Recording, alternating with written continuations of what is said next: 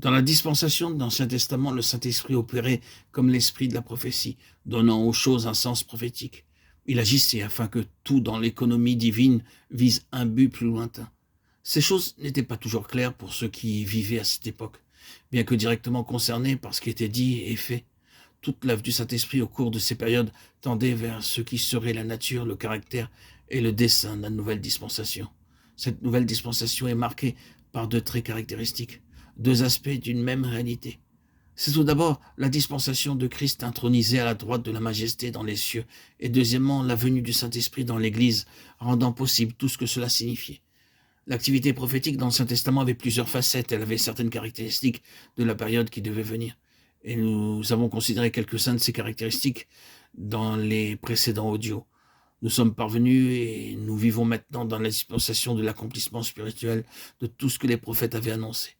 Mais cet accomplissement n'est pas uniquement objectif concernant l'histoire du monde ou de l'Église. Cet accomplissement, c'est quelque chose d'intérieur dans la vie des membres de Christ. C'est une chose qui doit être bien saisie, même par les plus jeunes. S'il vous plaît, ne pensez pas que c'est uniquement pour les plus âgés ou pour les chrétiens les plus avancés. Cela nous concerne tous de la même manière. La première chose qui caractérisait les prophètes et qui a eu son accomplissement dans cette dispensation d'une manière subjective dans les membres de Christ, c'est la vision spirituelle. Tout dans le dessein de Dieu et en vue de sa réalisation dépend en premier lieu de ceci. C'est que le Saint-Esprit soit pour nous l'esprit de révélation et qu'il nous fasse voir dans les grandes lignes ce que Dieu désire. Les prophètes ont beaucoup à nous dire dans le domaine de la faculté qui leur permet de voir. Le peuple d'Israël a subi de nombreuses pertes car ils n'étaient pas disposés à voir ce que Dieu voulait leur faire voir. Ils avaient leur propre vision, leur concept et ils ne furent pas prêts à entrer dans ce que voulait Dieu. Un double jugement est tombé sur eux et le Seigneur a fermé leurs yeux. La parole fut donnée à Ésaïe pour ce peuple. Il dit alors, va et dis à ce peuple, vous entendrez, vous ne comprendrez point. Vous verrez, vous ne saisirez point. Rends insensible le cœur de ce peuple, endurcis ses oreilles et bouche-lui les yeux. Ésaïe 6,9. C'était un jugement et un terrible jugement.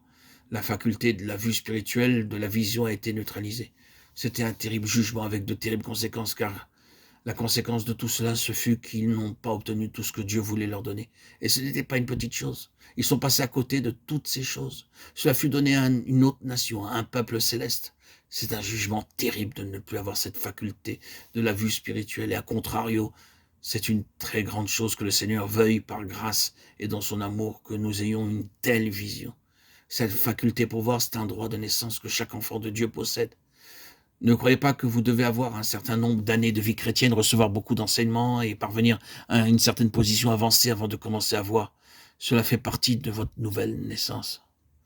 Le Seigneur a déclaré à Nicodème, si un homme ne naît de nouveau, il ne peut voir le royaume de Dieu. Jean 3, 3. Par déduction, il disait, lorsque vous serez nés d'en haut, vous verrez. La mission de l'apôtre Paul était, je t'envoie afin que tu leur ouvres les yeux. Actes 26, 17 et 18.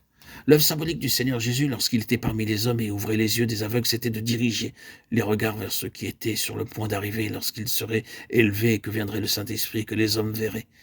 Voir fait partie de notre nouvelle naissance. Je ne dis pas que nous verrons tout en une seule fois, que nous verrons tout ce qu'ont pu voir ceux qui sont allés très loin avec le Seigneur. Mais ce que je dis, c'est que la faculté pour voir nous a été accordée. En faites-vous usage? C'est vrai pour votre vie spirituelle comme pour votre vie physique. Vous avez des yeux spirituels et ils ont été ouverts. S'il n'en était pas ainsi, allez vers le Seigneur pour cette question, car il y a quelque chose qui ne va pas.